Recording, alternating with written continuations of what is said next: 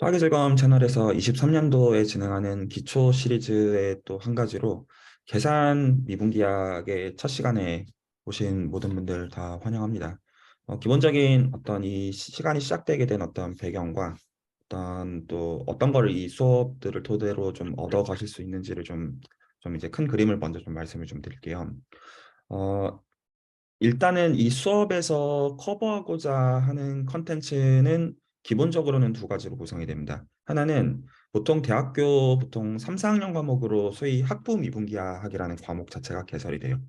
그리고 학부 미분기학이라는 과목에서 통상적으로 배우는 거가 두 가지 대상을 배웁니다. 하나가 곡선이고요. 하나가 곡면입니다.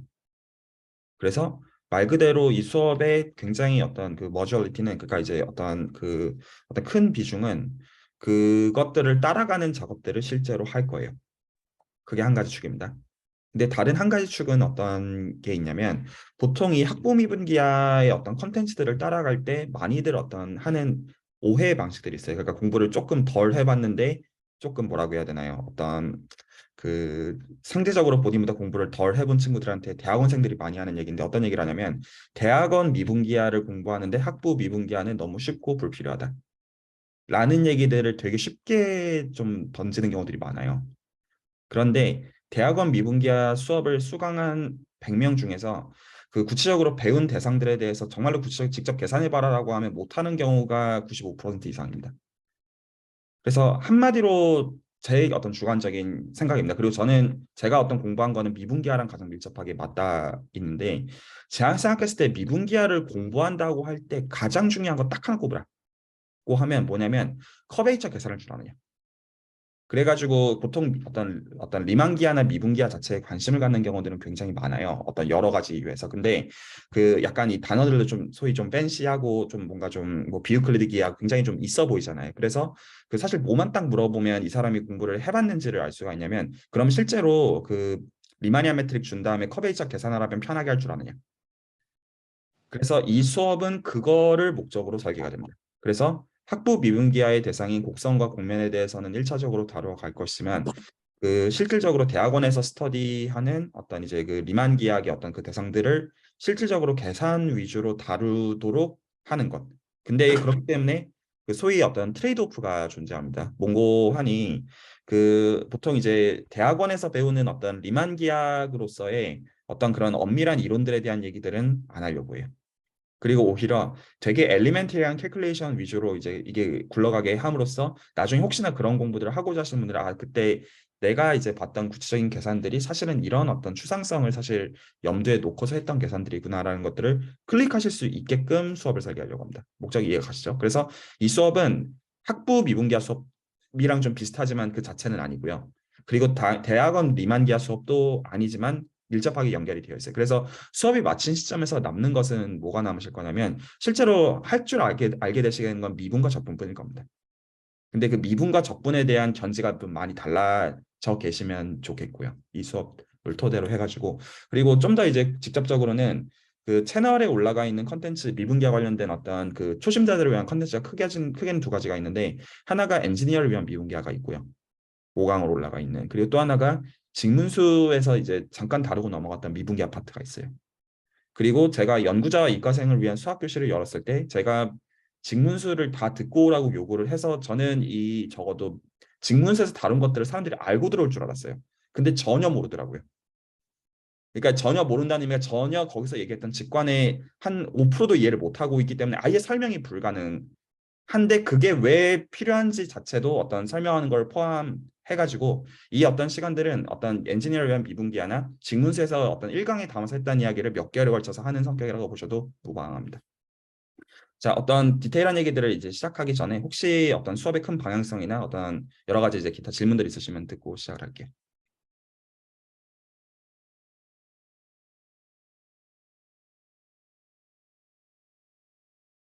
없으신가요? 질문들이 하나도 없으신가요? 그 모든 기초 수업에서는 그 어떤 교재도 참고하지 않습니다. 제가 그냥 생각나는 대로 만드는 성격인데 혹시나 오해하지 마십시오. 이게 어떤 무성의한 게 아니라 저는 애시당초 대학에서 가르칠 때도 어떤 레퍼런스도 참고하지 않습니다. 네, 그래서 어떤 레퍼런스든 다 보시면 됩니다. 왜냐하면 보편적인 내용들을 가르칠 거기 때문에 근데 제가 이제 좀 어떤 추천하는 보통 이제 레퍼런스는 그 도카르모 선생님의 보통 이제 초록색으로 알려져 있는 학부미분기학 책이 있어요. 어떤 디퍼런셜 지오메트리 책이 있는데 그 미분 형식에 대한 짧은 책이 하나가 있어요. 디퍼런셜 폼에 대한 도카르모 선생님의 책이 있는데 저는 그 책을 굉장히 추천합니다. 왜냐하면 그 책 자체가 계산을 위주로 어떤 책이 구성이 되어 있는 것뿐만 아니라 이 어떤 그 계산이 나중에 어떤 리만 기하학에서의 추상성을 염두에 놓고 만든 책에서 얇은 책의 디퍼런셜 폼에 대한 도카르모 선생님의 책과 학부 미분 기하에서 보통 다뤄지는 레퍼런스 도카르모 선생님의 그 책을 추천하지만 제가 그 책들을 따라간다는 의미는 아니에요. 네, 혹시 또 다른 질문들 있으시면 듣겠습니다. 학부미분기하는 곡선과 곡면 자체를 스터디하는 데 포커싱이 되어 있는데 가령 엔지니어를 위한 미분기하 수업을 그 이제 5강짜리를 보시면 실제로 계산을 곡선과 곡면 즉 1차원과 2차원에 한정해 가지고 해놓지 않았어요. 그래서 저희는 어떤 디테일한 계산에 일단 이제 어떤 출발점으로 적어도 1차원, 2차원 계산들을 볼 것이지만 그리고 그거를 주요하게 보기는 할 것입니다만 실질적으로 마지막에 어떤 이 수업에서 커버하고자 하는 계산은 2차원까지에 국한하지 않을 거라는 겁니다.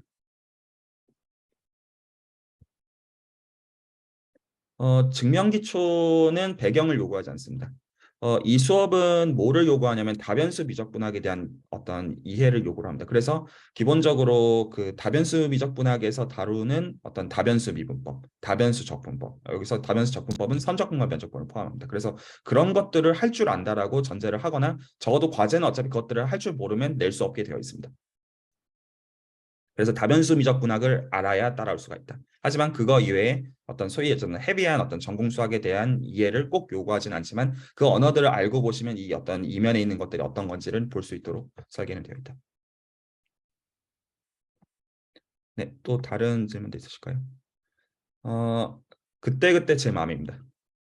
그래서 과제 자체는 기본적으로 과제 자체는 수업들 따라오는데 요긴하고 생각하게끔 하는 매개체에 지나지 않기 때문에 뭐 한 문제라고 해도 열 문제로 쪼갤 수 있는 것이고 뭐 열 문제라고 해도 뭐 한 문제로 합칠 수 있는 거고 기본적으로 무리시키지 않습니다. 하지만 그 수업들을 따라오기 위한 아주 최소한의 성의 선들을 요구를 할 겁니다. 하지만 그게 쉽다는 뜻은 아닙니다. 네, 또 다른 질문들이 있으신가요? 다 채팅방으로 남기시는데 그러실 필요가 없고요.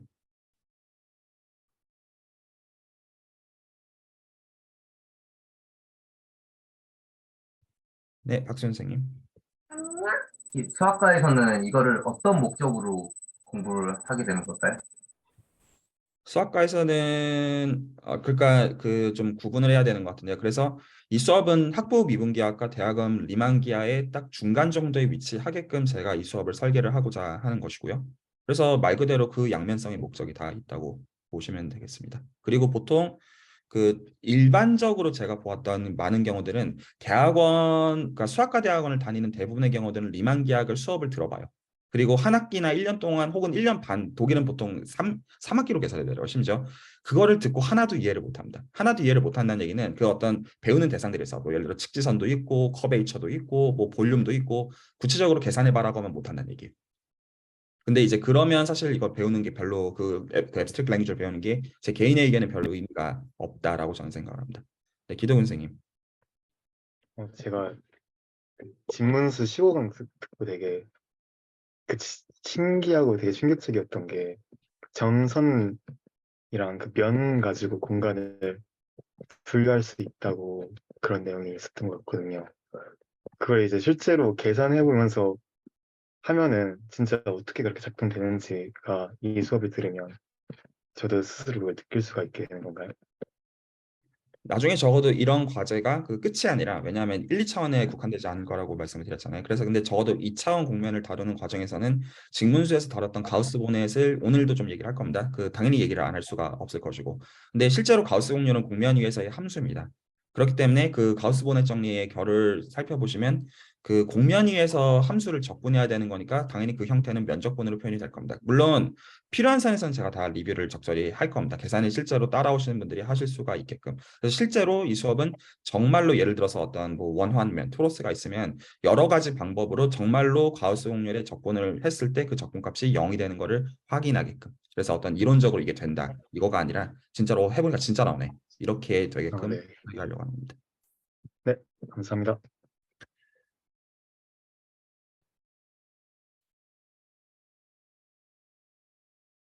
보통 이 질문의 결이 뭐만 알면 충분하냐 이런 식으로 물으시는데 그런 질문은 크게 도움이 안 됩니다. 그러니까 모르면 그냥 그때그때 필요한 것들 갖다가 공부하는 성격으로 보시면 되고 되게 나이브하게 혹시나 오해하지 마셔야 되는 거는 다변수 미적분학을 알면 된다는 말이 그냥 그 언어 자체를 내가 이제 익숙하게 어떤 아는 것과 실제로 문제를 푸는 것 자체는 당연하지 않은 별개일 수 있는 거잖아요. 그래서 어떤 것들을 내가 이거는 안다 이렇게 생각하시기보다는 모르는 것도 할 만할 수가 있고요. 내가 좀 안다고 하는 것도 낯설 수 있는 겁니다. 그냥 그 정도로 생각하시고 따라오시면 괜찮을 것 같아요. 네, 박 선생님 말씀까지 듣고 시작할게요. 아까 질문에 대답이 좀 제 생각에 잘못 왔었던 것 같은데 제가 질문한 게 아니라, 그러니까 뭐 다변수 미적분학을 배우면 이제 디퍼런셜 지오메트리를 이제 배울 수 있잖아요. 그런 관점에서 내가 수학과에서 이거를 디퍼런셜 지오메트리를 배우면 다음 단계로 이거를 이제 모르는 상태로는 못 배우는 것들, 그런 것들이 이제 있을 거라고 생각하는데 그런 것들이 뭐가 되는지가 좀 궁금해가지고 질문드렸죠.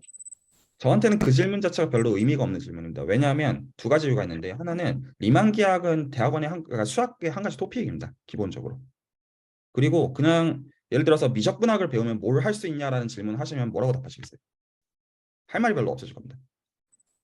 그냥 그걸 가지고 뭔가를 하는 것 자체가 어떻게 보면 수학 그 자체인데 그걸 가지고 뭘 할 수 있냐고 물으면 뭐라고 답을 하겠어요? 그 마찬가지로 근데 그거는 답을 드릴 수가 있어요. 적어도 연희수를 보시면 이번에 진행했던 6강을 토대로 해가지고 다 그 랭귀지를 쓴단 말이에요. 근데 그거를 염두에 놓고 이거를 공부하는 거는 아니라는 거죠. 그게 요긴하지 않다라는 의미는 전혀 아니지만. 네, 네. 네, 그래서 이거는 수학이 굉장히 코어이고 적어도 어떤 현대 수학의 어떤 근간을 만든 어떤 리만으로부터 출발한 굉장히 의미 있는 세계관이죠. 지금에 있어가지고 어떤 중력파를 검출하는 어떤 이제 비유클리드 기하, 어떤 상대성 이론에 이르기까지 가장 기본적으로 쓰고 있는 토대이기도 하고 통계학에 녹아 있고 금융에도 녹아 있고 기계학습에 녹아 있고 그래서 이거 왜 배우느냐라고 하는 건 저한테는 거의 미적분학 왜 배우느냐는 거의 동치는 질문이에요. 솔직하게 말씀드리면. 그래서 그것들을 좀 약간 그 참석하시는 분들 입장에서 얻어가실 수 있게 얘기를 좀 설계하려고 합니다. 그래서 기본적으로 해야 되는 질문은 그 질문부터 해야겠죠. 그 미분기하가 무엇이냐? 자, 여기 계신 분들한테 다 여쭙습니다. 미분기하는 뭘 공부하는 학문입니까? 제가 좀 더 질문을 줄이겠습니다. 명사를 듣기로 원합니다. 미분기하는 뭘 공부하는 학문입니까? 단어만 나오랍니다. 그 수식어고 형사 부사 다 필요 없고요. 제가 잘은 어, 모르는데 그라디언트 아닐까 생각. 어떤 공간에 대한 이해를 하는 게 아닐까 싶습니다. 명사를 원합니다. 단어 한 단어. 공률 아닐까요? 중문수에서는 내적이라고 뭐 했던 것 같은데 그게 뭔지는 잘 모르겠습니다. 공간, 제가 생각했을 때 미분기하는 한글로 적겠습니다. 미분기하는 쉐입을 공부하는 학문입니다.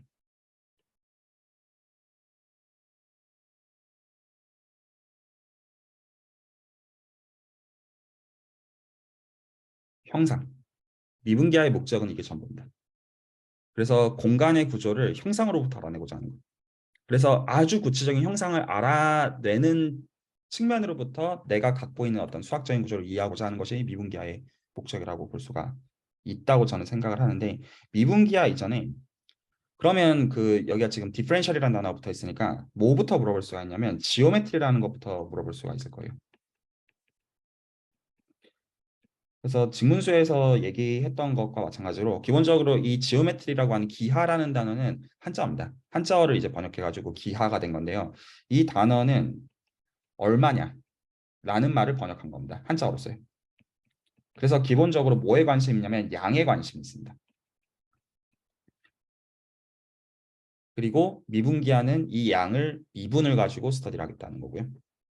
그래서 보통 그 이 양과 이제 어떤 정량이라는 개념이랑 대비가 되어지는 요소가 어떤 정성적인 어떤 측면이 되겠죠. 그래서 이 정성적인 정량적인 거를 공부하는 거가 보통 기하의 영역이고요. 정량적인 거를 정량적인 걸 공부하는 게 기하의 영역이고 정성적인 걸 공부하는 영역이 위상수학입니다. 그래서 위상수학과 기하학은 기본적으로 뗄래야 뗄 수가 없는 관계에 있습니다. 왜냐하면 기본적으로 우리가 생각하는 찰흙으로서의 정상적인 공간을 아주 구체적인 양을 공부하는 걸로 좀 더 이제 구조를 세분화해서 스터디하는 거가 기하이기 때문에 기하학적인 구조와 위상수학적인 어떤 그 구조는 뗄래야 뗄 수가 기본적으로 없는 관계가 있지만 성격은 기본적으로 조금은 차이가 있습니다. 그래서 제가 이 예시는 연희수에서도 설명을 해드린 예시인데, 그리고 엔지니어를 위한 미분기하 1강에서도 설명한 예시인데, 그 얘기를 제가 여기서 반복을 하도록 할게요. 그래서 위상수학이라고 하는 건 기본적으로 공간 자체를 정성적으로 보는 것 자체가 포커싱이 있다 보니까 그 얘기를 구체적으로 얘기를 한다면, 찰흙 덩어리로서 이거를 내가 좀 바꾸더라도 어떤 형태를 그냥 바꿔도 됩니다. 쉐입을 생각을 안 하는 거예요. 쉐입을 생각하는 것 대신에 찰흙 덩어리로서 공간을 바꿀 수 있으면 다 똑같은 걸로 치자라는 생각이 위상수학의 근본적인 그 철학입니다. 그래서 가령 어떤 이런 삼각형이 있으면 이런 게 있어요. 말 그대로 삼각형입니다. 그리고 어떤 내부는 무시하고 그 이 어떤 테두리만 본다라고 전제를 할게요. 그리고 또 하나는 제가 그냥 성의 없게 원을 하나 그리겠습니다. 이렇게요. 그러면 저희는 위상수학의 관점으로 말한다면 이 두 공간은 같다라고 우길 겁니다. 그래서 이거를 약간 팬시하게 쓴다면 보통 이제 수학에서 소위 이제 아이소모픽하다, 어떤 동형, 그러니까 구조까지 이제 보존하는 어떤 1대1 대응 함수가 있다는 것을 보통 이런 물결 표시로 일반적으로 표현을 하고, 이게 위상수학적으로 갔기 때문에 보통 그 경우를 호메오모픽하다고 얘기를 합니다. 그래서 이 말 이렇게 지금 써놓은 것 자체가 삼각형이랑 원을 위상수학의 언어로서는 이거를 구분하지 않겠다라는 말인 건데, 이 얘기를 좀 더 이제 정확하게 얘기를 해본다면 그런 상황인 거죠. 그러니까 실제로는 저희가 삼각형이랑 원이라고 부르는, 그러니까 지금 다 테두리만 보고 있는 겁니다. 그 삼각형이랑 원이라고 보는 뭐가 있는 거냐면 집합이 있는 겁니다. 그래서 제가 그 집합들을, 그 집합의 S를 셋의 S를 따가지고 각각 S1, S2라고 호칭을 할게요. 그래서 기본적으로 집합이 있고요. 그런데 저희는 이 두 가지 집합을 단순히 집합으로서 보고 있는 게 아니에요. 집합으로 본다는 얘기는 우리가 할 수 있는 얘기가 몇 개가 없어요. 지금 이제 어떤 증명 기초에서 다뤄나가는 어떤 이야기로 집합을 선언하면 원소가 들어가고 안 들어간 거 이 얘기할 수 있겠죠. 그리고 집합을 선언하면 그 안에 원소가 몇 개 있는데 이 얘기할 수 있겠죠. 무한집합을 포함해가지고요. 그것들 외에는 별로 할 얘기가 없는 겁니다. 어떤 의미에서는 구조가 없는 거예요. 공간 어떤 집합 자체에. 반면에 저희가 이 두 가지 집합이 같다라고 말하는 거는 뭔가 이 집합들이 갖고 있는 특정 구조들이 보존이 되고 있다라는 것까지도 염두에 놓고 있는 거예요. 그래서 보통 어떤 그 이 아이소모픽한 센스, 그러니까 이제 구조를 이제 보존하는 거의 센스에서 이 경우에는 이 집합을 뭘로 보고 있는 거냐면 소위 이제 토폴로지컬 스페이스로 보고 있고요. 저희가 물론 토폴로지를 정의하지는 않았지만 만약에 궁금하신 분들은 뭐 연희수 얘기를 보시면 제가 좀 설명을 좀 간략하게 해놨고, 좀 더 정확하게는 이 토폴로지컬 스페이스를 매트릭 토폴로지컬 스페이스로 보는 거지만, 토폴로지컬 스페이스로 본다는 말을 좀 더 이 얘기를 직관적으로 좀 던져보도록 할게요. 그 얘기는 저희가 어떤 집합이 어떤 함수들이 있는 거예요. 그래서 어떤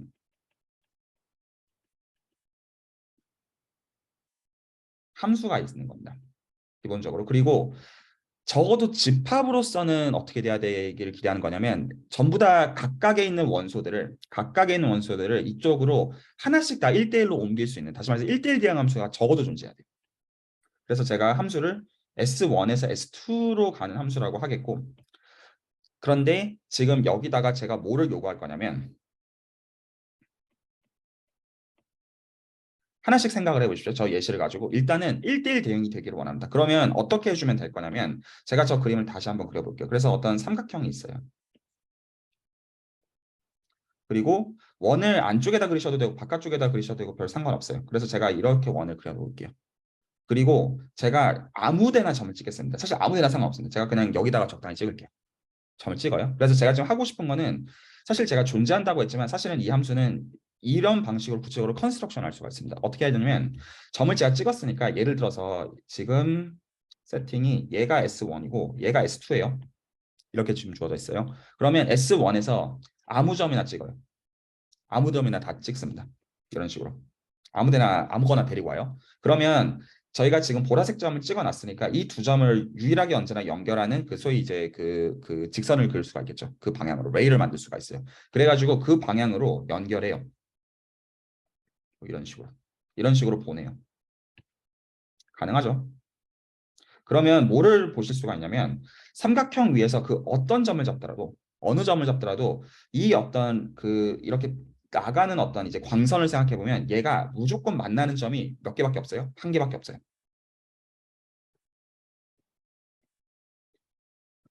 직관적으로 클릭되십니까? 삼각형 위에 어느 점을 잡아주더라도 만약에 우리가 지금 아무렇게나 안쪽에서 잡아놓은 점을 생각을 해보면 이렇게 보내줘서 만나는 이 어떤 서클과 만나는 점은 오직 유일할 수밖에 없습니다. 이게 두 가지를 동시에 주고 있는 거예요. 뭘 주고 있는 거예요? 저희는 S1에서 S2로 가는 함수를 정의한 거예요. 뭐에 의존해가지고? 이 점의 선택지에 의존해가지고요. 그런데 조금 더 면밀하게 살펴보시면 모두 눈치챌 수 있어요. 이 함수는 뭐일 수밖에 없다? 1대1 대응일 수밖에 없다. 왜냐하면 보십시오. 이 점에 대응되는 점이 오직 한 점밖에 있을 수밖에 없죠. 각각의 이 점, 죄송합니다. 이 각각의 삼각형 위의 점마다 대응되는 점들은 유일할 수밖에 없어요. 근데 반대로 성립합니까? 만약에 역으로 이번에는 이미 어떤 그 점을 서클 위에서 잡았다고 생각을 해보세요. 그러면 여전히 저희는 그 삼각형 내부의 점을 들고 있으니까 얘를 생각할 수가 있단 말입니다. 그러면 이걸로부터 이 보라색 점으로 대응되어지는 삼각형 위의 점을 유일하게 잡을 수 있습니까? 잡을 수 있죠. 그러므로 지금 이 함수는 제가 있다라고 했지만 이 함수는 사실은 기본적으로 어떻게 되어 있거냐면 원투원 원투예요. 동의가 되시죠? 자, 그래서 괜찮네 이긴 해요. 그래서 지금 이걸로부터 볼 수 있는 한 가지 관점이 질문 있으면 듣겠습니다. 박 선생님. 상상하다가 든 생각인데 안에 반달이랑 초승달 같은 모양이 있다고 하면은 거기다 점을 하나 찍으면 걔가 원투원 원투가 안 될 거잖아요.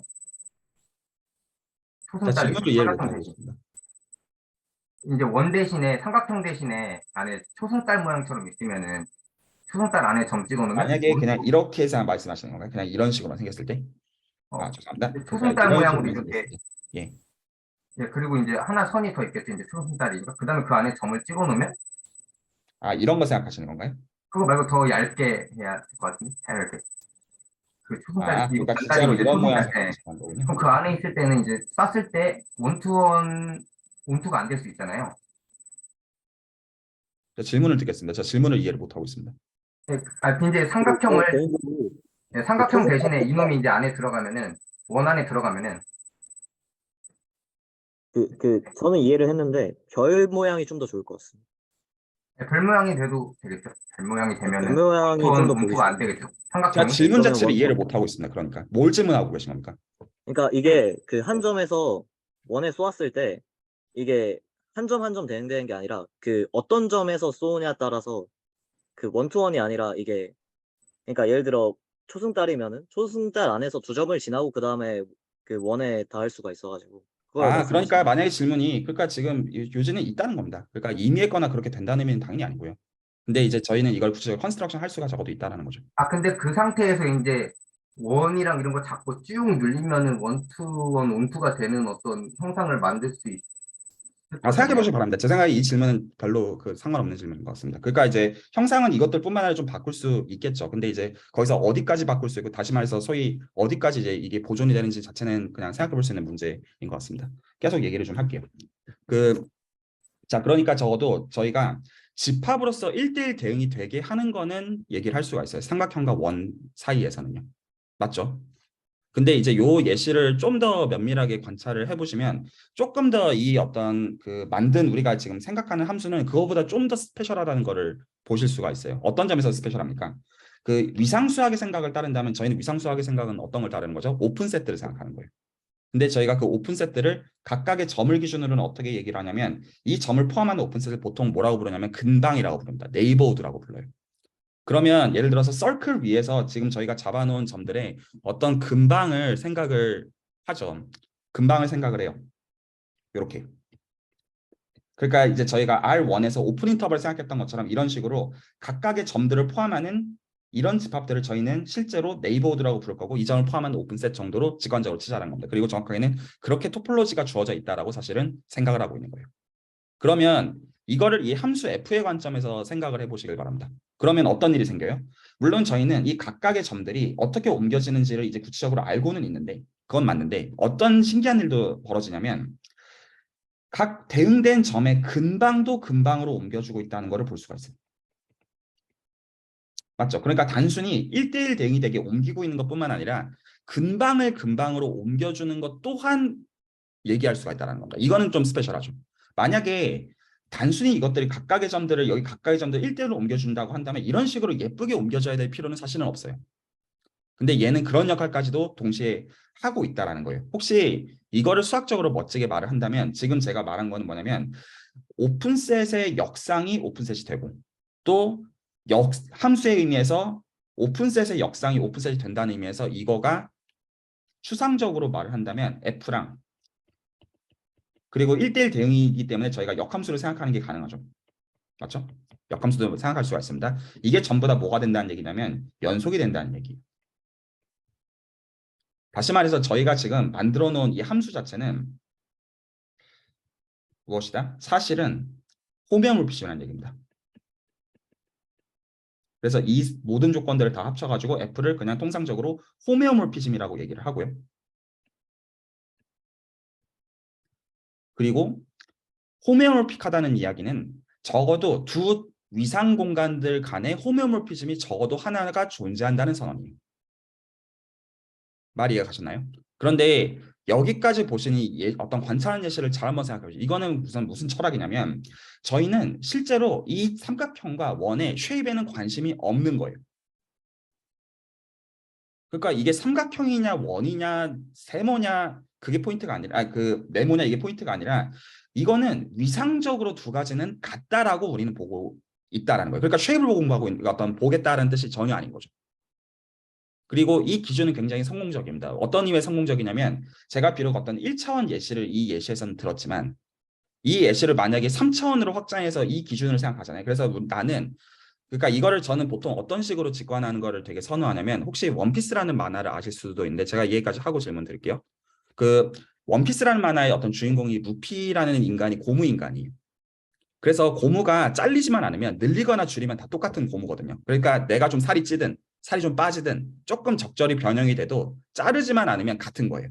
그리고 이 기준하에서 1950년대의 위상수학자들은 뭐를 증명을 했냐면 3차원 위상공간, 그러니까 우주를 실제로 포함해서 하고 있는 생각인 거죠. 3차원 위상공간은 8가지밖에 없다. 물론 조금의 어떤 과장된 스테이트먼트이긴 하지만 수학적으로 영 틀린 말은 아닙니다. 그래서 어떤 이제 우주에 대한 어떤 그 이제 의미 있는 이제 이해를 하는 의미 있는 기준을 위상수학이 준다라고 얘기를 할 수가 있게 된 겁니다. 하지만 여기서는 기본적으로 뭐를 안 보고 있는 것이다? 쉐입을 전혀 보고 있는 것이 아니다. 그래서 위상수학의 기준 하에서는 이런 공간들을 전부 다 똑같은 걸로 내가 찰흙반죽을 해가지고 고무로서 바꿀 수 있으면 다 똑같은 걸로 퉁치자라고 보겠다라는 생각이 위상수학의 기본적인 생각인 겁니다. 자, 여기까지 혹시 질문 있으면 듣겠습니다. 박수 선생님. 아까 손을 안 들었어요. 알겠습니다. 여기까지 괜찮으시죠? 그리고 제가 뭐라고 말씀을 드렸냐면 미분기하는 쉐입을 공부하는 겁니다. 그러니까 여기서 만족하고 끝내는 게 아니라는 거예요. 그래서 미분기하학에서는 반면에 삼각형과 원 이런 것들을 죄다 구분하고 싶은 겁니다. 물론 어떤 센스에서 의미 있게 이제 어떤 기준을 제시를 해야겠지만 하지만 기본적인 어떤 출발점은 이런 위상수학적인 어떤 정성적인 것들에 대해서 어떻게 정량적인 것을 부과할 것이냐 라는 거가 기본적으로 초점이에요. 그래서 좀 더 그 미분기하에 대한 단어를 팬시하게 써볼게요. 그래서 디퍼런셜 지오메트리라고 하는 건 뭐냐면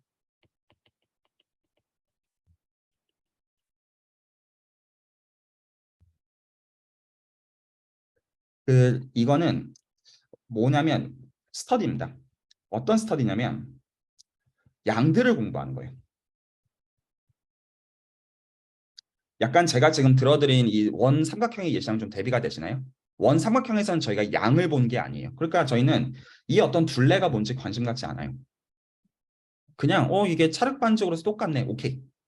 위상수학적인 관점에서 즉 위상 공간으로서 토폴로지컬 스페이스로서 똑같다. 하지만 디퍼런셜 지오메트리는 양에 관심 갖는 어떤 양에 관심을 갖는 거냐면 저희는 여전히 위상 공간의 양에 관심을 갖습니다. 그래서 단순히 이게 그 위상수학적으로 똑같네 해서 끝낼 생각을 하고 있는 게 아니라는 거예요. 그런데 이거를 뭘로써 스터디를 하는 거냐면 미분기하잖아요. 그래서 미분 구조를 가지고 생각을 합니다.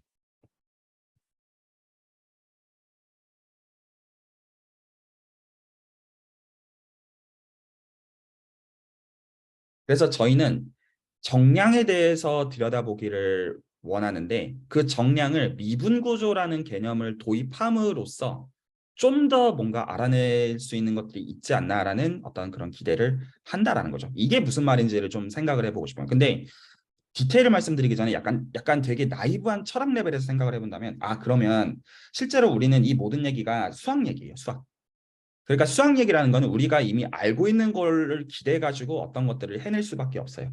그래가지고 미분 구조라는 걸 물론 수학적으로 규정을 해야겠지만, 결국에는 뭐 하고 싶은 거냐면, 우리가 아는 미적분학을 이용해가지고 그 미적분학에서 양을 계산하는 걸 토대로 뭘 공부하겠다? 위상 공간을 공부하겠다라고 하는 거예요. 그게 미분기합니다. 말이 이해가 가시나요? 그래서 미분기하는 기본적으로 다변수 미적분학을 이용해가지고 기하학적 구조를 살펴보는 학문이에요. 이게 대수기하학이랑은 좀 차이가 있습니다. 물론 어떤 철학에도 차이고 도구에도 차이가 있지만, 그래서 미분기하는 한마디로 다변수 미적분학을 이용해서 기하학을 공부하는 거라고 할 수가 있고요. 대수기하학은 뭘 공부하는 거냐면 가환대수, 커뮤터티브 알지브라를 토대로 해가지고 똑같은 기하학적인 공간을 다루는 겁니다. 근데 도구가 달라요. 그래서 이제 미분기하는 다변수 미적분학을 쓰는 것이다. 자, 그러면 이게 무슨 말인지를 좀 더 와닿게 보기 위해서 어떤 단순한 어떤 예시들을 좀 살펴보도록 할게요. 제가 이제 그리고 질문 있으시면 끊고 질문 언제든 해주시니까 괜찮습니다. 그래서 직관을 위한 몇 가지 그림을 좀 그릴게요. 자, 그래서 적어도 저희는 어떤 이 수업에서는 1차원 대상과 2차원 대상을 되게 이제 긴밀하게 다루어 나갈 건데, 하나는 곡선을 제가 아무렇게나 그리겠습니다. 그래서 제가 곡선을 특히 이 R3를 그려놓고요. 얘를 그려놓고요. 괜찮죠? 그래서 이제 X, Y, Z축이 있는데, 제가 그 안에서 그냥 이런 식으로 좀 대충 그릴게요. 그래서 지금 이게 뭐 이런 식으로 쭉 가는 겁니다. 대충 상상이 가시죠? 대충 이런 곡선을 제가 생각을 할게요. 하나는 가능하죠. 그리고 또 하나는 제가 2차원 대상으로서 제가 이거를 좀 가운데 정도에 그려놓을게요. 하나는 이런 거를 생각하고 싶고, 다른 하나는 제가 2차원 곡면으로서 구껍데기를 생각을 할게요. 이런 거. 이것도 괜찮으시죠? 대충 이제 이거 스피어. 그래서 이걸 보통 S2 정도로 어떤 기호화한단 말입니다. 그러면 좀 이제 여러분들 입장에서 물어보고 싶은 거예요. 그러니까 우리가 다변수 미적분학을 좀 그래도 안다라는 전제하에서 이런 공간들을 어떤 관점에서 스터디를 하면 어떤 공간들을 주든지 간에 의미 있게 스터디를 할 수 있겠냐라는 관점에서 사실 이 대상을 어떻게 정의할지에 대해서 사실은 규정할지에 대한 어떤 나이브한 물음을 지정하는 거예요. 그러면 기본적으로 이 곡선과 이걸 곡면, 서피스라고 저희는 호칭할 겁니다. 이 두 가지는 너무 당연하지만 다르죠. 너무 당연하지만 다르게 생겼잖아요. 하지만 이제 그것도 조금은 주저하게 됩니다. 어떤 센스에서요? 위상수학의 관점에서는 단순히 쉐입이 다르다고 해가지고 다른 거를 볼 수 있다는 의미가 아닙니다. 근데 형언할 수 없는 여러분들의 어떤 직관이 이 두 공간은 적어도 다르다고 말하고 있지 않으신가요? 설령 위상수학적인 관점을 도입한다 하더라도 무슨 말이다? 아마도 뭘 증명할 수가 있을 거라는 얘기냐면, 어떤 요구 아닙니다. 뭘 증명할 수 있을 거라는 얘기냐면, 적어도 이 곡선과 이 곡면 사이에는 절대로 호모모피즘이 존재하지 않을 것 같아요. 물론 증명을 하지는 않을 거예요. 근데 아마도 아닐 것 같아요. 물론 동의 안 하셔도 됩니다. 근데 실제로 증명을 하려고 하면 없다라는 걸 볼 수가 있어요. 하지만 그게 어떤 만족스러운 답변이라는 의미는 아니에요. 근데 적어도 달라 보이는데 그 달라 보이는 걸 어떻게 적어도 미적분학의 언어를 가지고 서술할지를 고민하겠다는 겁니다. 그러면 어떻게 하면 될까요? 여러분이라면 어떻게 하시겠어요?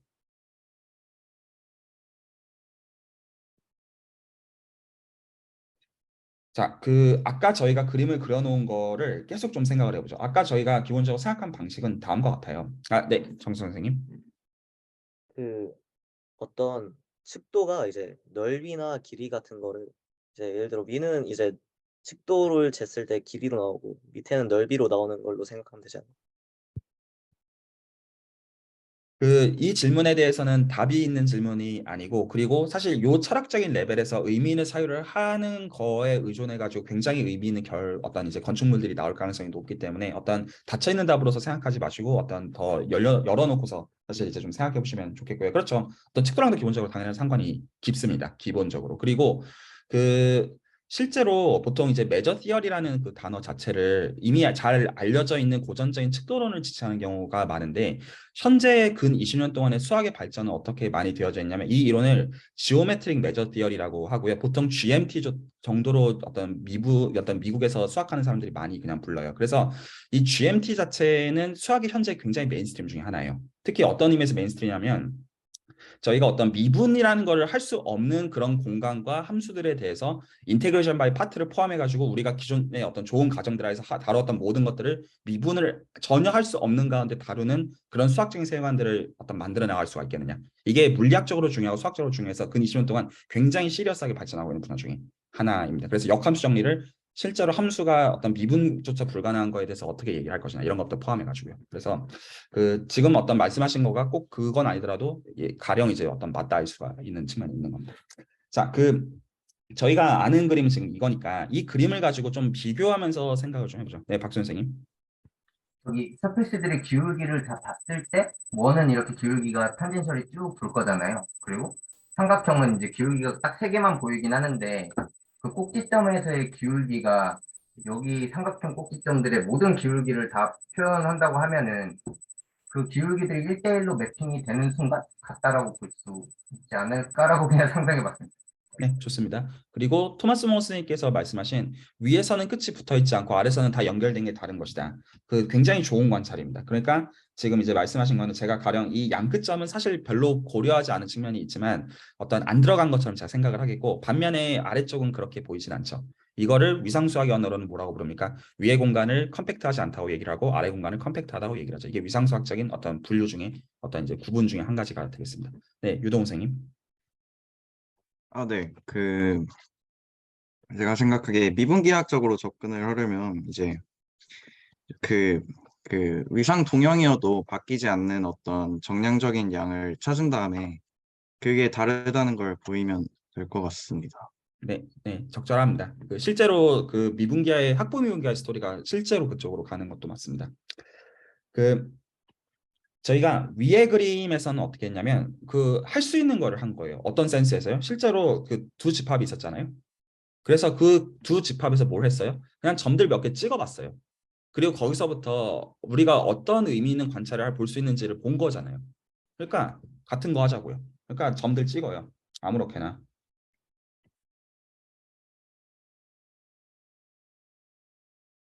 좀 비슷하게요. 자, 그러면 이 어떤 찍은 점들에 대해서 우리는 어떤 의미 있는 관찰을 좀 만들어내고 싶어요. 그래서 아까 위의 그림이랑 똑같은 걸 생각을 좀 해볼게요. 그러면 위의 그림에서 제가 뭐를 봤냐면 뭘 봤습니까? 근방을 봤어요. 동의되십니까? 그래서 똑같이 하죠. 그 일단 적어도 우리가 그려놓은 공간들은 뭐니까요? 위상 공간인 거는 맞으니까요. 그렇죠? 그러니까 똑같은 위상 공간인 의미에서 제가 똑같이 위에서 했던 짓처럼 이렇게 각 점에 점을 포함하는 오픈셋이라고 불러도 되고 뭐 보통 근방이라고 부르는 이런 것들을 제가 생각을 할게요. 뭐 안 할 이유가 뭡니까? 맞죠? 우리가 아는 걸로부터 어떤 생각을 한다고 한다면 그랬을 때 자, 이제 여기서부터 조금의 상상력의 영역입니다. 여러분들은 이 어떤 근방이 여러분의 눈에는 뭘로 보이세요? 각각이. 실제로 이게 이미 마음속에서 실수축의 오픈 인터벌처럼 생각하고 계시지 않으셨어요? 휘어 있지만 사실 그렇게 생각 안 하고 계시죠? 실제로는 이거 거의 R1의 오픈셋이랑 같은 거 아니야? 라고 생각하고 계시지 않으셨어요? 그러면 이 생각을 좀만 더 잘해 보십시오. 그러면 실제로 그렇게 만약에 어떤 그 비약을 하고 계시다면 되게 합리적인 비약이죠. 일면. 이렇게 같게 보는 건 어떤 관점에서 같게 보고 있는 거예요? 위상적으로 같게 보고 있는 거죠. 쉐입을 생각하고 있지 않으셨습니까? 하지만 사실 똑같은 것이다 라고 생각하고 계시잖아요. 그러면 실제로는 어떻게 생각하고 계시던 거냐면 이렇게 생각하고 계시던 거예요. 물론 그렇게 생각하셔야 되는 당위성을 말씀드린 건 아닙니다. 그렇게 생각하는 게 언제나 옳다는 게 전혀 아니고요. 그러니까 예를 들어 제가 이 어떤 근방을 생각을 할게요. 그러면 여러분의 마음속에서는 사실 어떻게 하고 있었던 거냐면 R1을 그려요. 그렇죠? R1을 그려요. 그리고 지금 저희가 잡아놓은 이 기준점을 제가 그냥 편의상 원점으로 옮긴다고 가정을 할게요. 그리고 이 원점을 포함하는 오픈 인터벌을 생각을 해줄게요. 그리고 이거 두 개 사이에 사실 뭐가 있는 것이다? 함수가 존재하는 거죠. 제가 이 함수를 좀 있어 보이게 phi라고 적겠습니다. 그리고 이 함수는 어떤 함수여야 되는 거예요? 호미오몰피즘이 되는 거예요. 그리고 역함수도 정해야 되겠죠. 맞죠? 자, 이 관점에서 본다면 저희는 실제로 어떻게 은근슬쩍 바꾸고 있는 거냐면 각 점의 근방을 어떻게 바꾸고 있는 것이다? R1의 오픈셋으로 바꾸는 작업을 하고 있는 겁니다. 근데 저희는 R1에 대해서는 굉장히 많은 걸 알고 있어요. 어떻게 미분하는지 알고요. 어떻게 적분하는지 알아요. 자, 질문을 듣기 전에 좀 더 관찰을 같이 해보고 상상을 좀 더 같이 해본 다음에 질문과 디스커션을 할게요. 그러면 지금 저희가 이 얘기를 하고 있는 이유는 어떤 이면에는 우리가 지금 보는 관찰의 어떤 방식이 굉장히 일반성을 담보하고 있을 뿐만 아니라 이게 굉장히 넓은 것들을 의미 있게 설명하는 프레임워크를 줄 것이라는 어떤 나이브한 기대를 하고 있기 때문에 이 관찰을 하고 있는 거예요. 그러면 이제 아래쪽 그림으로 내려가지고 보도록 하죠. 아래쪽에서도 마찬가지로 점 몇 개를 찍었어요. 그러면 이 곡선의 경우랑 대비해 생각하신다면 여러분이 가장 먼저 하셔야 되는 건 뭐예요? 이 점을 포함하는 네이버들을 생각하는 겁니다. 동의가 되십니까? 자연스럽죠. 그러니까 우리는 위에서 했던 걸 여전히 하고 있는 거예요. 그러면 이 점을 포함하는 네이버들 생각할 건데 아까 토마스 먼 선생님께서 지적해 준 좋은 포인트처럼 이 양끝점을 배제하는 걸 우리는 오픈 인터벌이라고 부를 거잖아요. 실제로. 그래서 근방을 생각할 때도 저희는 경계는 뺄게요. 그래서 경계를 빼고 이렇게 볼로서 어떤 사각형 그리셔도 상관없습니다. 위상적으로 사실 다 똑같은 거니까. 그래서 이런 식으로 생각을 하기로 합시다. 괜찮죠? 그러니까 이렇게 저희가 그림을 그리고 있는 거는 여전히 위상수학의 생각을 따라가고 있는 거예요. 여전히. 그리고 똑같은 점에서 제가 질문할 거라는 거 아시겠어요? 실제로 저희는 이 각각의 볼을 어디서 볼로 보고 있어요? 실제로 이 구에서 안 보고 있죠. R2에서 보고 있죠. 그러니까 사실 이것도 뭘 하고 있는 것이다? 이미 우리들은 R2를 그리고 있는 겁니다. 그래서 어떻게 생각하고 있는 거예요? 이미 제가 어떤 얘기할지 다 눈치채셨을 거라고 생각합니다. 이 잡아놓은 공면, 이 지금 공면 위의 점을 원점으로 대충 옮기고요. 편의상. 그리고 진짜로 이 볼을 그릴 거잖아요. 여기다가. 그리고 뭐라고 그릴 것이다? 뭐가 있는 것이다? 호메오물 표심이 있는 것이다.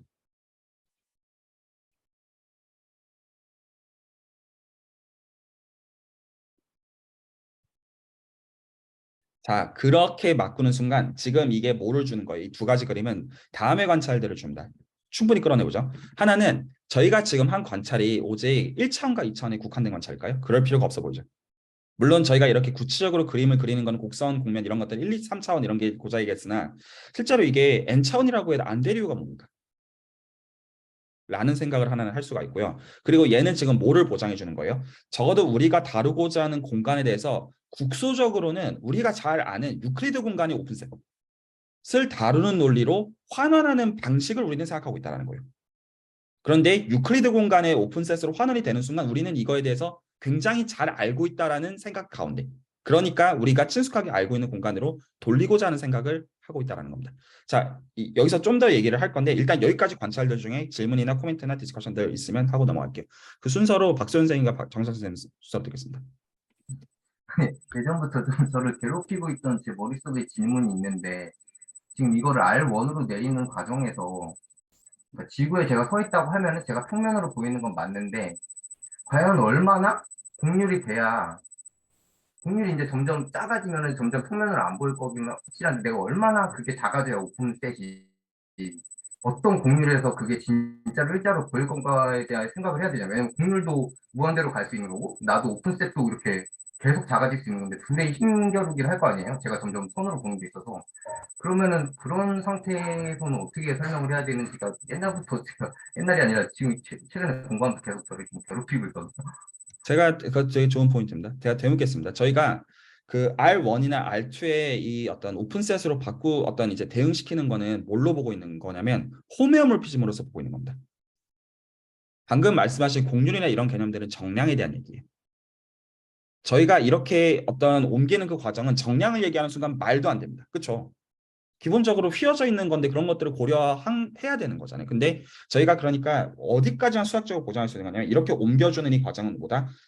쉐입은 생각하지 않을래 일 수밖에 없어요. 쉐입을 생각하는 순간 말도 안 되니까요. 그건 너무나 자명히. 그렇죠? 그래서 적어도 일단은 위상적으로 옮겨주고 있는 것이다. 입니다. 물론 그게 어떻게 의미를 부여할 그러면 할 수가 있느냐는 또 별개의 문제이겠지만 일단은 그렇게만 얘기를 한 거죠. 그 다음 이제 정선 선생님.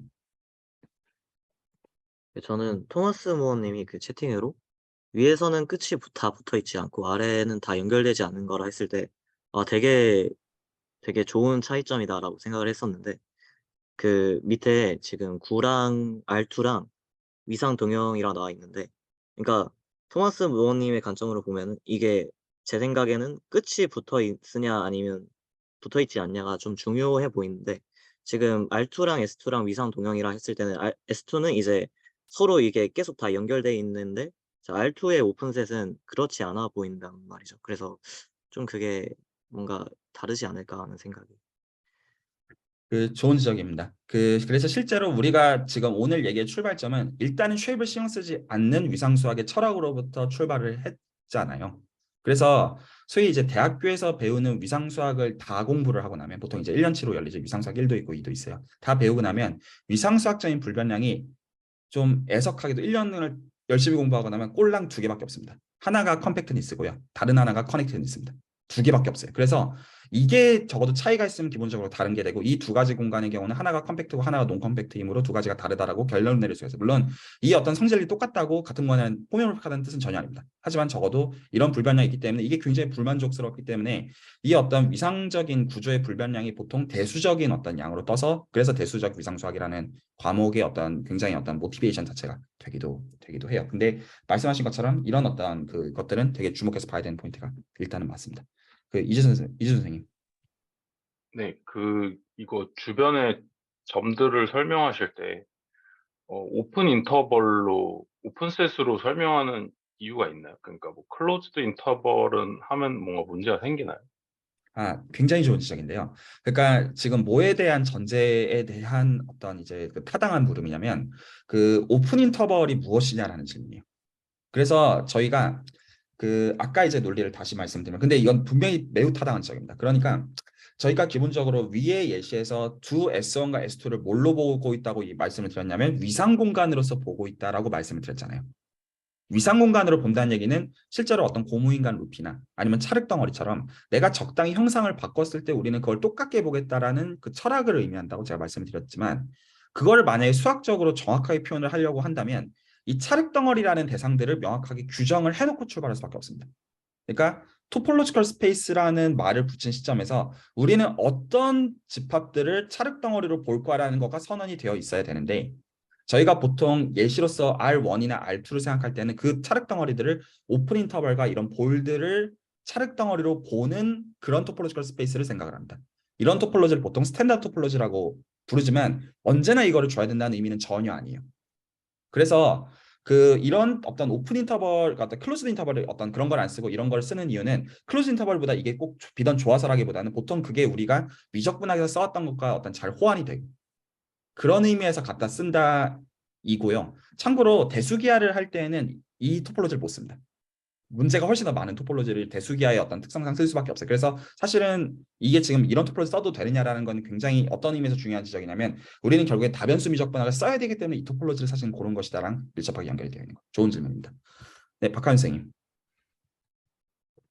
그러니까 질문은 아닌데, 그러니까 지금 곡선과 지금 S2에 대해서 말씀하실 때 이 각각의 근방에 대해서는 형태를 생각하고 있진 않지만, 근데 곡선에서는 그 근방이라는 게 실수 R1인 거고, 그 다음에 S2에서는 그 근방의 볼이 R2에서의 볼로 이렇게 연관시킨다면은 각각 그 오픈 인터벌에서는 형상을 고려하지 않지만 이 먼 관점에서는 그게 다르다는 그런 다양체 관점에서 얘기를 하고 싶으신 건가요?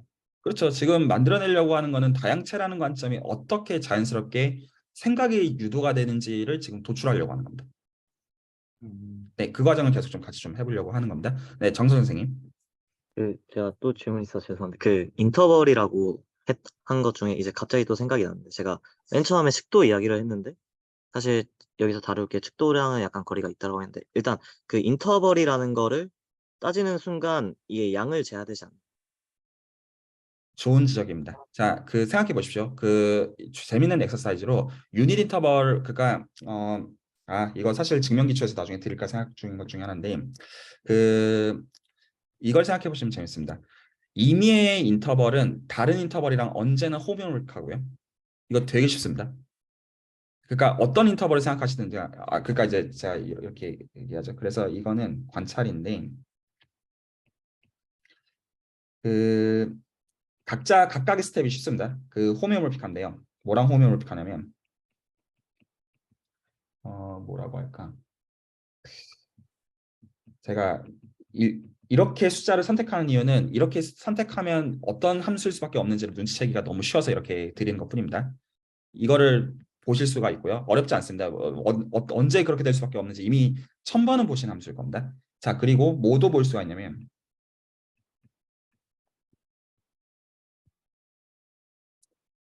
임의 AB. 자, 이거 각각 보여보십시오.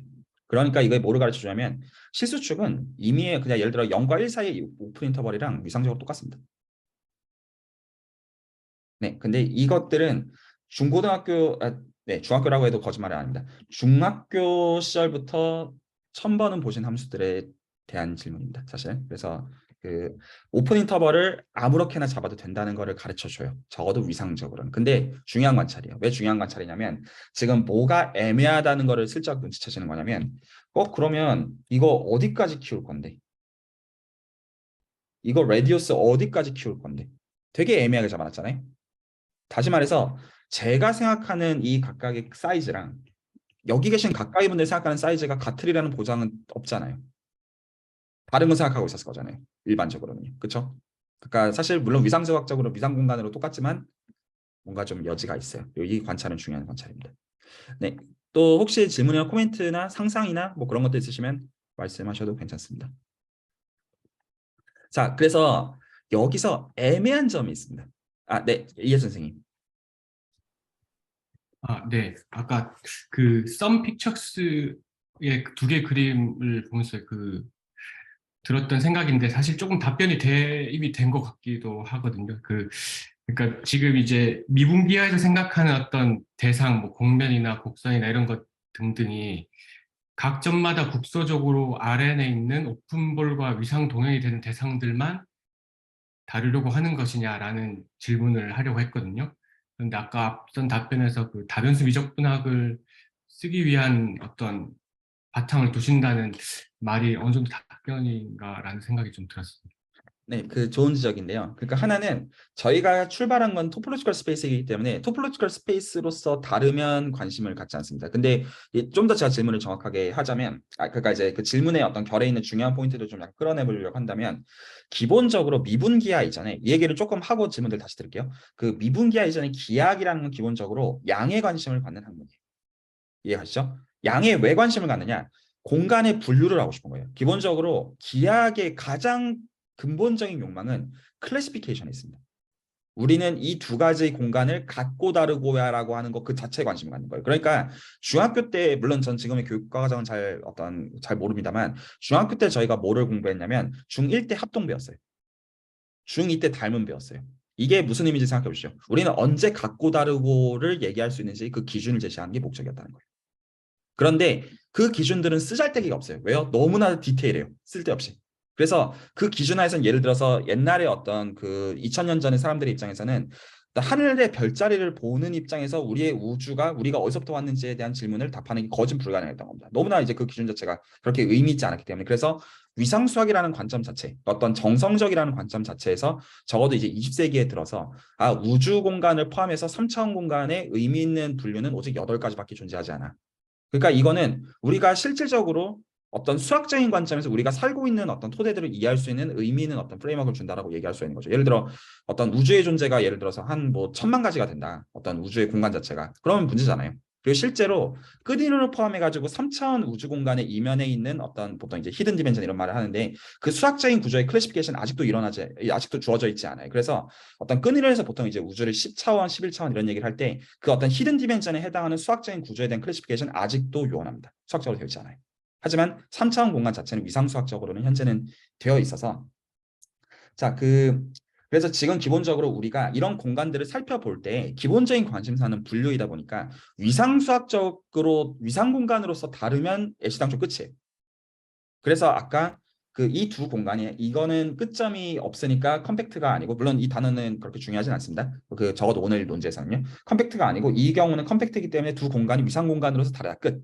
근데 오히려 저희는 거기서 더 들어가고 싶은 거예요.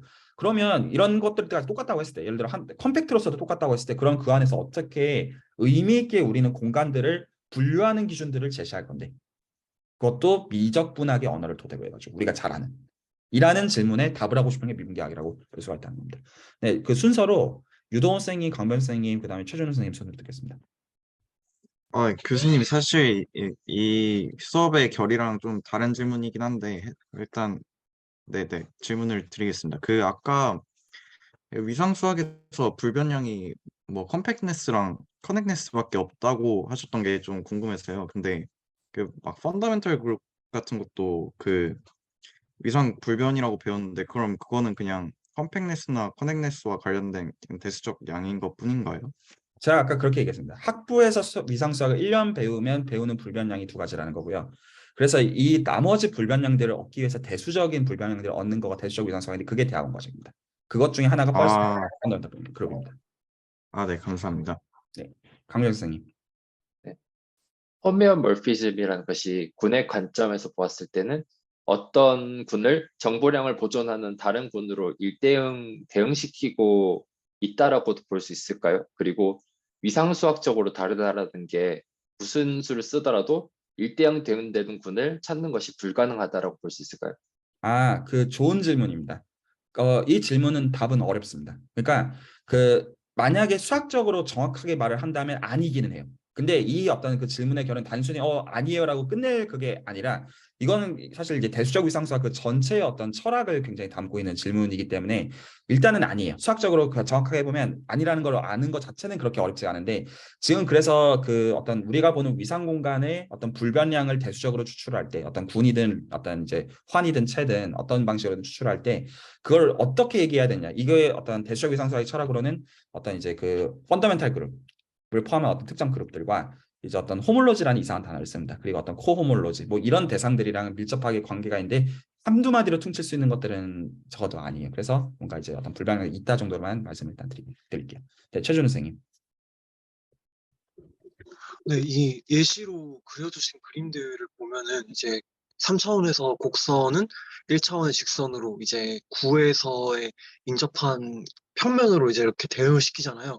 근데 이제 이걸 설명해 주실 때 직관에 기대어서 설명을 해주셨는데 다른 차원의 문제도 그렇게 약간 좀 직관적으로 접근을 하게 되나요? 아니면은 뭔가 좀 그런 룰 같은 게 있어가지고 뭐 이 상황에서는 이렇게 대응을 시키는 것이 좋다라는 것이 따로 있을까요? 그것도 좋은 질문이고요. 제가 이렇게 얘기를 좀 하고 싶습니다. 하나는 비유클리드 기하학 자체는 19세기에 어떤 리만 및 어떤 또 두 명의 수학자가 더 있긴 한데 그들로부터 출발한 어떤 그 수학이고요. 그리고 이 어떤 체계들은 적어도 굉장히 어떤 수학계에서 공감을 받고 있고 적어도 수학의 메인스트림 중에 하나로 들어앉아 있는 체계예요. 현재 있어가지고는. 그래서 제가 적어도 설명하고자 하는 거는 적어도 그런 체계들이 어떤 사람들이 적어도 공감하는 일반적인 의미에서 말씀드리는 겁니다. 일반적으로 사람들이 공감하는 방식으로 어떻게 안착이 되어 있는지 그 어떤 연결고리들을 설명해 드리는 그 자체가 일단 포커싱이 있어요. 기본적으로. 하지만 그 말 자체가 여러분들 각자가 그런 방식으로 납득하라는 의미는 전혀 아닙니다.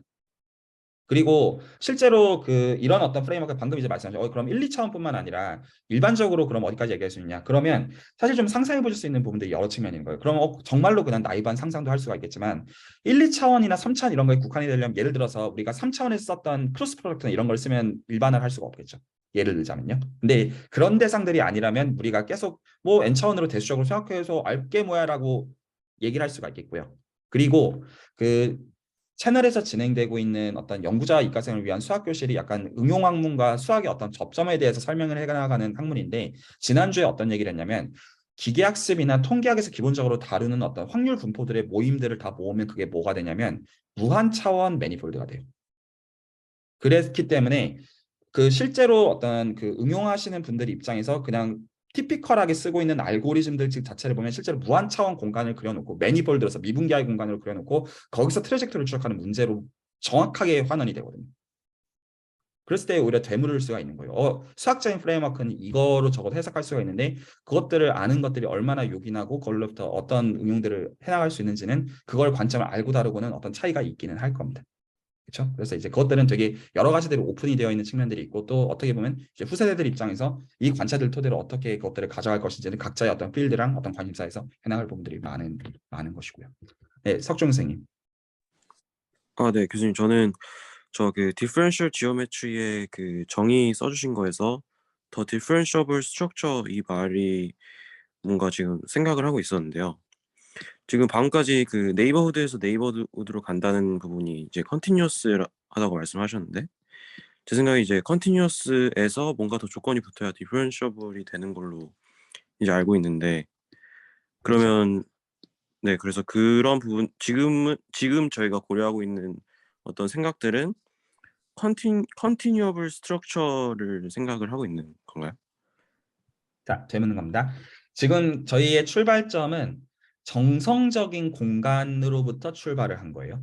그러니까 이 정성적인 관점에서 삼각형과 원을 저희는 구분하지 않았는데, 그리고 거기서 했던 생각을 그대로 따라서 적어도 이런 곡선과 곡면을 그렸을 때 국소적으로 바라보면 적어도 각각 R1과 R2, 그리고 사실 이런 그림들을 만약에 N 차원에서 그림을 그릴 수가 있다면 어떤 RN의 어떤 오픈셋 혹은 볼로 대응 지어 볼 수가 있어 보이고, 그 대응을 짓는다는 센스는 위상수학적인 센스이다.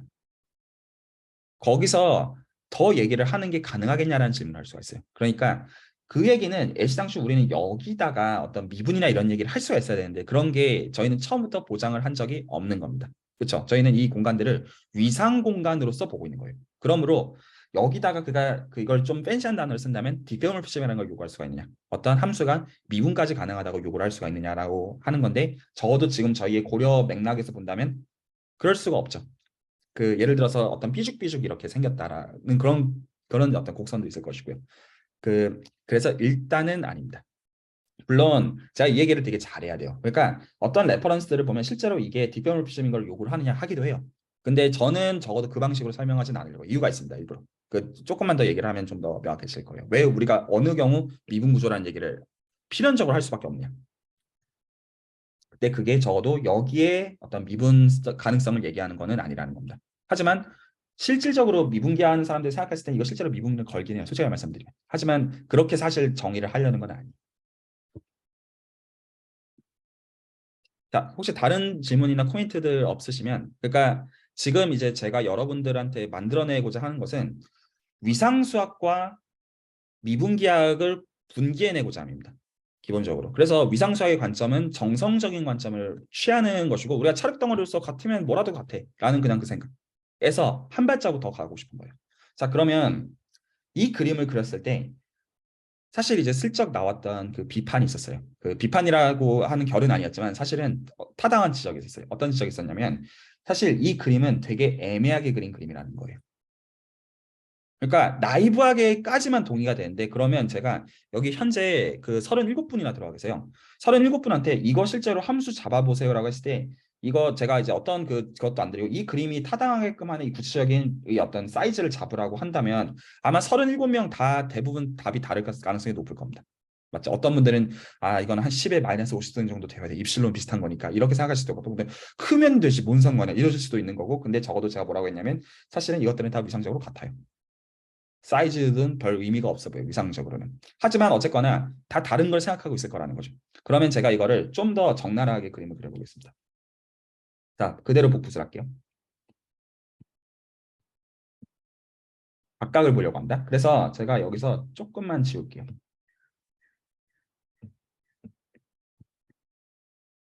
자, 그래서 여전히 우리가 이 근방을 본다라고 하겠습니다. 괜찮으시죠? 이 근방을 볼게요. 근데 제가 이 그림을 다시 지우고 일단 점은 똑같은 점을 찍을게요. 이 점을 똑같은 점을 찍은 다음에 제가 어떤 두 사람으로 빙의를 한다고 하겠습니다. 그러면 한 사람은 사람 1은 나는 오픈셋을 이렇게 잡을래. 이렇게 잡게요. 그러면 제가 이거를 그림을 여기다가 그려놓을게요. 그래서 어떤 내가 R1이 있고요. 일단 원점은 원점으로 옮기다고 할게요. 그러니까 이제 이 기준점은 원점으로 옮기다고 할게요. 뭐 이 정도는 뭐 어느 정도 어떤 보편적으로 합의할 만해요. 그리고 나서 제가 그림을 대충 이 정도로 그리겠습니다.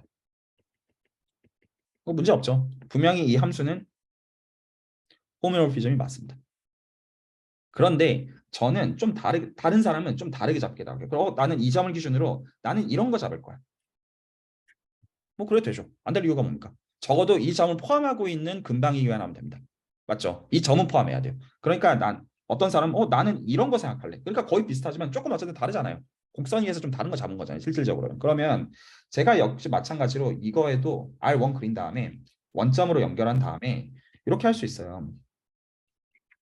이거를 저 어떤 그림을 따라가지고 제가 이거를 한 요 정도로 그림을 그려놓을게요. 괜찮죠? 그리고 그거에 대응되는 함수를 제가 어떤 뭐 푸사이 이 정도로 기호화할게요. 이것도 호메오피즘일 겁니다. 동의가 되시죠? 자, 이게 심각한 문제라는 거를 어렵지 않게 볼 수가 있어요. 어떤 의미에서 심각한 문제냐? 그러면 생각해 보십시오. 그 여기서 그림에서요. 저 위에 곡선의 그림에서 이 인터섹션이 존재하잖아요. 그래서 제가 그 인터섹션을 제가 이미 덕지덕지 색깔을 칠해놓긴 했는데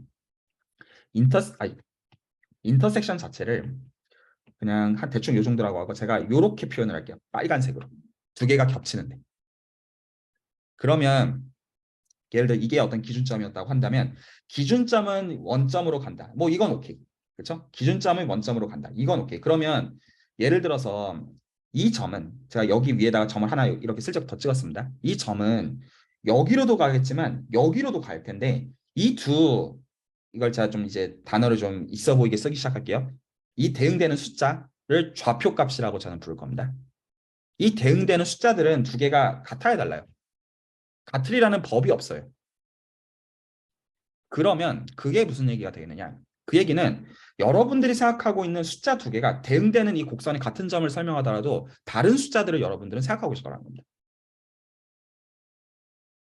만약에 제가 좀 팬시하게 단어를 좀 써볼까요? 상대성 이론이 어디서부터 상대성 이론에 해당하는 어떤 이제 기하학적인 언어가 미분기하학이에요.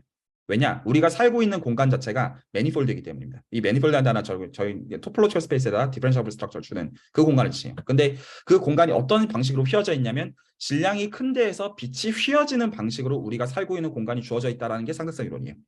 기본적으로. 그런데 그러면 한번 잘 생각해 보시면 지금 근래에 어떤 물리학에서 어떤 화제가 된 게 뭐예요? 중력파를 실제로 실험적으로 관측했잖아요.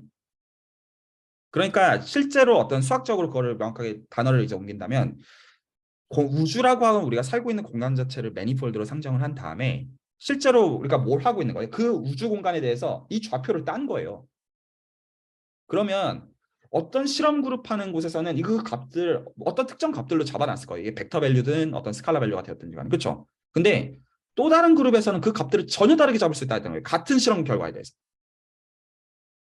그거는 이 아이덴티피케이션 하는 그 방식, 즉 어떤 호모모피즘을 생각하는지에 의존되는 것인데 이거는 보편성이 없거든요. 이거는 내가 잡기나 어떤 각자의 마음이란 말입니다. 그러니까 그러면 내가 지금 보는 값이 예를 들어서 이거 뭐 우주로부터 몇 광년 떨어져 있대 라는 거가 내가 관찰하는 거랑 저 사람이 관찰하는 게 다른 거라는 얘기잖아요. 찍히는 값이 다르대. 그리고 값이 같아야 되는 보편성이 존재하지 않는데 라는 문제가 있는 거예요. 그러니까 여기서 반드시 해소하고 넘어가야 되는 중요한 포인트는 내가 이것들을 적어도 근방 레벨에서 어떤 내가 잘 아는 유클리드 공간이 오픈셋으로 환원하는 이 논리가 이 어떤 선택지에 의존이 되는데 이 선택지는 사실 몇 개 존재합니까? 심지어 무한개 존재하죠. 이거 금방 막 바꿀 수 있잖아요, 내가. 동의하십니까? 여기서 이거 슬쩍 바꾸는 거 일도 아니잖아요. 근데 이 선택지는 무한개 있잖아요. 그리고 이제 단순히 이 크기만 바꾸는 것뿐만 아니라 이것도 스리슬쩍 조금씩 바꿀 수 있는 여지들도 여전히 존재하잖아요. 그러면 내가 지금 뭔가 이 세계관으로 옮겨가지고 보고 있는 거는 의미가 없다는 얘기밖에 안 됩니다. 여기서는 1이고 여기서는 100이면 내가 그 값을 어떻게 신뢰하겠냐는 거죠. 저는 어떤 것들을 일부러 여러분들한테 대놓고 여쭤보고 있는 겁니다. 그러니까 이거는 그럴 수밖에 없는 거잖아요. 이렇게 저희가 어떤 이제 아이덴티피케이션, 합리화를 어떤 하는 과정에서는 그러니까 뭐를 필요로 할 거예요? 이런 문제를 없애줘야 돼요. 하지만 분명히 같은 점에 대응되는 이 숫자들은 분명히 다릅니다. 그래서 우리는 그렇지 않다라고 보장을 해야 돼. 그리고 이 철학은 이미 리니어 알제브라에도 녹아 있습니다. 어떤 측면에서요? 리니어 알제브라에서 저희가 얘기한 건 어디까지예요? every vector space has a basis라고 했지 베이스가 유일하다고 한 적이 없습니다. 그런데 각 벡터의 어떤 표현은 베이스에 의존되잖아요. 베이스 바꿔주면 표현 바뀌잖아요. 찍히는 값 바뀌잖아요. 여러분들 신경 안 썼잖아요. 같은 벡터지 하고 우겼잖아요. 근데 실제로 찍히는 값은 다르단 말입니다. 전 어떤 것들을 지금 유도하는 겁니다. 그러니까 뭐가 필요할 것이다?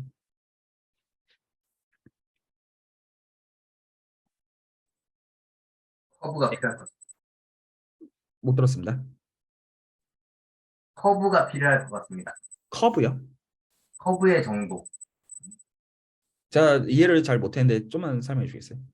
미분을 한 번 하고 이제 두 번 함으로써 커브 공률을 구하면은 그 공률에 따라서 제가 매핑을 하면 이제 매저가 생기는 거잖아요. 그러니까 뭐 그런 식으로 하면 되지 않을까라고 생각하고. 그럴 수도 있습니다. 그런데 현재 적어도 알려져 있는 답은 매우 심플해요. 저는 어려운 답을 요구하는 굉장히 1차적으로 생각하실 수 있는 어떤 답을 요구하고 있는 겁니다. 네, 정정수 선생님.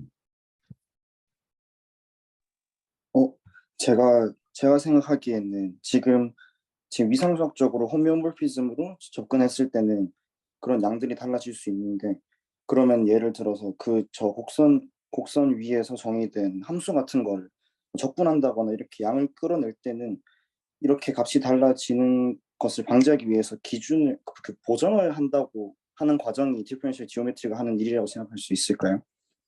제가 되묻겠습니다. 만약에 제가 여러분들 앞으로 반드시 이 함수 쓰세요 라면 여러분들 제 말을 따를 건가요?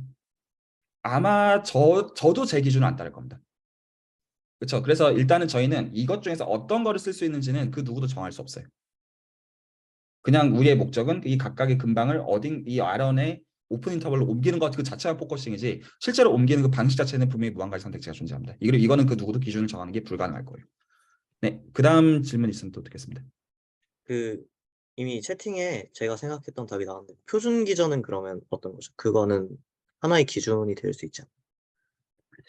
그렇죠. 그래서 뭐가 필요한 거냐면 좌표 변환을 하는 게 필요한 거죠. 그러니까 제가 여기서 슬쩍 하나만 더 그리면 됩니다. 뭐를요? 이렇게요. 그러니까 뭘 할 수 있어야 된다? 바뀐 것 사이에는 서로가 변환할 수 있으면 되는 거죠.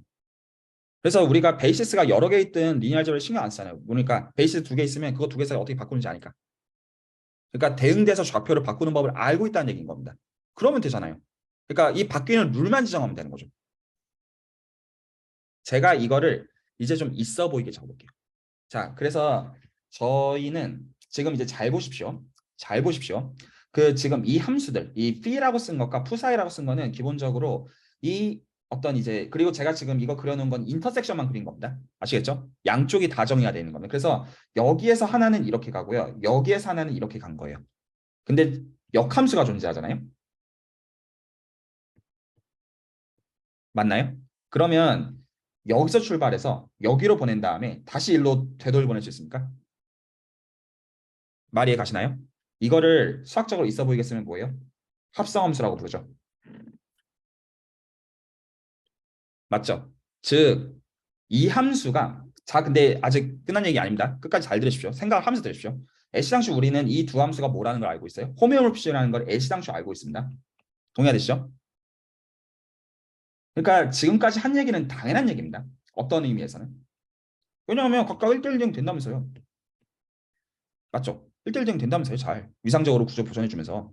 그러니까 이 각각이 다 정의가 되어 있는 곳에서 하나씩 1대1 대응을 옮겨주는 거. 그러니까 이렇게 옮겨주는 거 아무 문제가 없죠. 아직 새로운 게 없습니다. 자, 이제 여기서 한 발짝으로 어떻게 디딜 거냐면요. 이제 얘 잊어버리십시오. 위를 잠깐 그 눈에서 가리시고, 자, 이제 여기만 보죠. 일부러 가려는 겁니다. 혹시 무슨 일이 생겼는지 눈치챘어요? 실제로 도메인과 코도메인이 뭐예요? 도메인과 코도메인은 각각 R1의 오픈셋들이에요. R1의 오픈 인터벌들이에요. 동의되십니까? 어떤 거예요? 우리가 잘 알아요. 위 스테이지 잠깐 까먹고요. 그냥 그걸 가지고 우리가 위 스테이지 가지고 만들어낸 거를 보면 우리는 얘만 들고 있어요.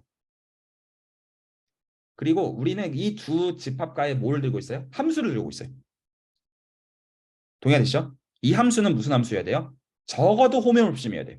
왜냐하면 각각 스테이지가 호메오몰피즘이니까. 그렇죠? 근데 우리는 뭐라고 하고 싶다? 이제 이 레벨은 어떤 레벨이다? 유클리드 공간의 레벨이잖아요. 그래서 우리는 여기서 뭘 하고 싶다? 미적분학을 하고 싶은 거예요. 그래서 뭐라고 요구할 거냐면 제가 이 함수를 F라고 적겠습니다. 그랬을 때 저희는 뭘 요구할 거냐면 이 함수는 호메오몰피즘과 자명합니다. 지금 컨스트럭션으로부터 뭐라고 요구할 거냐면 F랑 F 인버스를 미분 가능하다고 요구할 겁니다. 그러니까 이거는 그래야 된다는 당위성이 아니라 우리는 그렇게 요구할 겁니다. 이게 미분 구조입니다. 그래서 우리는 위쪽 세계에서 이렇게 옮겨주는 것들에 대해서 적어도 이쪽으로 옮길지 그 자체는 보장이 없지만 변환하는 거의 그 과정에서는 실제로 미적분학의 언어를 가지고 다루기 위해서 미분 가능이라고 하는 우리가 잘 아는 것들을 걸겠다라는 거예요. 자, 이거를 제가 공면으로 똑같이 그려볼게요. 공면으로 그림을 그린다고 한다면 이런 얘기가 됩니다. 어떤 구가 있어요. 자, 이제 같은 이슈가 있다는 걸 보실 수 있습니다. 아무 좀 찍어요. 그러면 그 점을 포함하는 근방이 있어요. 근데 이 근방의 선택지는 무한계가 존재하죠. 맞죠? 어떤 이 사이즈, 레디어스 사이즈를 정하는 걸 포함해가지고. 그래서 제가 이거를 이렇게 두 가지 인터섹션을 가지고 이 인터섹션이 되는 데를 토대로 R2를 두 개를 그릴게요.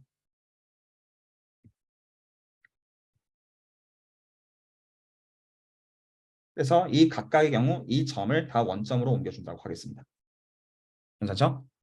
그래서 제가 이 인터섹션, 이거 일단 전체를 다 그려놓을게요. 이렇게 전체를 다 그려놓고 인터섹션이 되는 데를 제가 이렇게 색칠을 하겠습니다. 괜찮죠? 그래서 얘도 마찬가지로 이 함수를 제가 B라고 적겠고 이 함수를 제가 푸사이라고 적을게요. 각각은 호모몰피즘입니다. 그러면 똑같은 이유에서 얘가 정의가 되죠. 제가 이게 유도가 인듀스가 된다는 의미에서 이렇게 점선으로 표시를 할게요. 그래서 이 함수의 정체 역시 이 함수일 겁니다. 물론 그 서로가 인터섹션이 되어 있는 곳에서만 정의해야 될 겁니다. 맞죠? 다 1대1 등이 대비에 옮겨져야 되니까. 근데 저희는 이거를 뭐라고 요구할 것이다? 이 함수를 제가 F라고 한다면 저희는 이 함수에다가 F랑 F입니다. 인버스를 정해야 됩니다. 호모몰피즘이니까. 여기다가 뭐라고 가정할 거냐면 미분 가능하다라고 가정할 겁니다. 그래서 이거를 모든 B랑 F 사이에 대해서 그 어떤 거를 선택하더라도 보장이 되게 하는 그거를 미분구조라고 부르는 겁니다. 그래서 실제로는 우리는 어떻게 하는 거냐면 어떤 공간을 생각하든지 간에 그 공간을 유클리드 공간으로 옮겨서 거기서 핸들을 하되, 근데 뭐를 보장하는 거냐면 만약에 내가 선택한 유클리드 공간이 다르다. 그거에 대해서 보존이 그러니까 이제 그 변환이 그러니까 미적 분학을 가지고 보정이 되게끔 하는 세계관에서 공간을 가지고 놀겠다라는 거예요. 말이 이해 가시나요? 그러니까 실제로는 여러분의 생각하는 과정에서는 이런 생각을 할 필요가 없이 점 잡아요. 네이버도 잡아요. 유클리드 공간에 볼로 옮겨요. 그래서 여기서 가지고 놀아요. 그런데 뭐를 보자는 거냐면 만약에 만에 하나 내가 다른 네이버들 잡아가지고 놀았으면 그거에 대한 계산이 바뀌어야 되잖아요. 그거를 미적 분학의 언어로 바뀌는 거를 보장하는 세계관에서 공간의 정량적인 걸 따지겠다라는 게 미분 기하에서 하고자 하는 기본적인 철학이라는 겁니다. 그래서 실제로 남는 건 뭐만 남아있냐면 얘만 남아있는 거예요. 근데 이거는 우리가 잘 아는 미적 분학의 세계관이라는 겁니다. 위를 생각을 안 한다면요.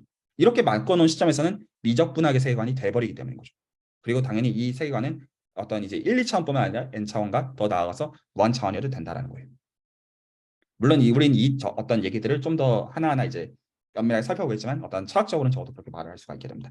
자, 그래서 혹시 여기까지 이제 질문이나 코멘트 없으시면 제가 두 가지 포인트를 오늘 드리고 수업을 마무리를 하려고 해요.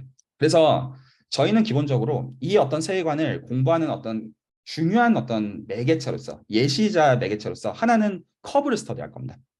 그래서 커브는 저희의 기본적인 관심사는 분류예요. 그래서 제가 여러분들이 많이 보셨을 커브들을 그려놓을게요. 직선, 혹은 라인 세그먼트, 혹은 이렇게 생긴 거, 혹은 이렇게 생긴 거. 그리고 저희는 고등학교 때 이미 이것들을 어떻게 분류하는지를 배웠어요. 뭐를 보면 압니까? 이 세 가지는 그렇죠. 볼록성이에요. 그 볼록성은 컨벡시티이고 이거를 2차 미분이라고 말하면 되는 거죠. 다 알아들으실 거라고 생각해요. 이걸 알아들으셔야 이 수업을 듣는데 당연히 들을 수 있습니다. 그리고 그러니까 지금 저희가 2차 미분이 뭐를 준다? 곡선을 분류하는 기준을 준다는 걸 볼 수가 있잖아요. 자, 혹시 물론 이게 정확하게 뭐 아크랭스 잡고 얘기 다 해야 되지만 이제 나중에 어차피 다 구체적으로 얘기할 거니까 혹시 이 단어를 팬시하게 말하면 뭐라고 부를지 눈치채시겠어요? 해시안 커베이처라고 부를 겁니다. 커베이처. 그래서 곡선을 곡률로서 분기하겠다라고 생각을 하는 거죠. 자, 근데 사실 이걸로 충분하지가 않아요. 그래서 제가 좀 더 그려볼게요. 하나는 제가 그림을 이렇게 그리겠고요. 하나는 제가 반대로 그리려면 어떻게 하지? 이게 제가 지금 아래로 가게 그렸으니까 이번에는 그 반대로 그리려면 이렇게 그리면 되겠죠. 똑같잖아. 이렇게 그려야겠죠. 맞죠? 자, 그래서 이 경우는 조금 더 다르죠. 그래서 혹시 이 두 개는 이것도 사실 이제 세컨드 오더 데리버티브랑 밀접하게 상관이 있는데 이거를 보통 토션이라고 부릅니다. 그리고 많은 경우에 세컨드 커베이처 정도로도 호칭을 하게 돼요. 그래서 제일 먼저 저희가 할 작업은 커브에 대해서 커브에 한정해가지고 커브의 분류를 위해서 소위 말해서 어떤 특정 미분 방식에서 끌어내려는 거가 목적이긴 한데 어떻게 곡선을 완전히 분류할 수가 있느냐? 물론 미분 가능성을 전제하는 가운데. 라는 거에서 저희가 뭘 답을 얻을 거냐면 커베이처랑 토션을 알면 그게 유일하게 곡선을 결정한다라는 얘기를 할 거예요. 그게 어떤 학부 미분계에서도 통상적으로 이제 다뤄지는 한 가지 사이드 얘기는 그거가 되겠고요. 그래서 놀라운 정리는 그겁니다. 제가 이제 이 어떤 커베이처를 보통 이제 쓰는 기호대로 카파라고 적겠고요. K라기보다는 제가 카파인데 제 라이팅은 언제나 좀 엉망이니까 알아서 알아보시기 바랍니다. 그리고 어떤 토션은 제가 타우라고 적겠습니다. 그랬을 때 다음과 같은 정리를 기대하는 겁니다. 무엇이다? 자, 한정기 좀 있어 보이게 한정기로 쓸게요. 뭐가 존재하냐면 원톤 커리스폰던스가 존재하는데 뭐랑 뭐 사이에 커브랑